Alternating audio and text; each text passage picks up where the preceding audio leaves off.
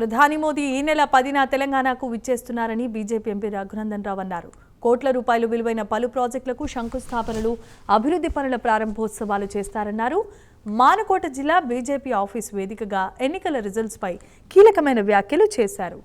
హంగ, వంగ, కళింగ రాజ్యాలు తమ వశమయ్యాయని, ఇక కాకతీయుల సామ్రాజ్యంలో అతి త్వరలో కాషాయ పాలన రాబోతోందన్న ఆశాభావం వ్యక్తం చేశారు.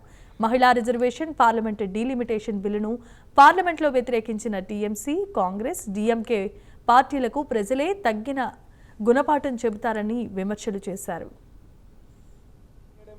ప్రతి భారతీయ జనతా పార్టీ నాయకుడు కార్యకర్త కర్తవ్యం కాబట్టి కాంగ్రెస్ రోజు లెక్క పెట్టుకోండి. తెలంగాణలో కాకతీయులేలిన ఈ గడ్డ మీద ఖచ్చితంగా నరేంద్ర మోడీ గారు 10వ తారీఖున అడుగు పెడుతున్నారు.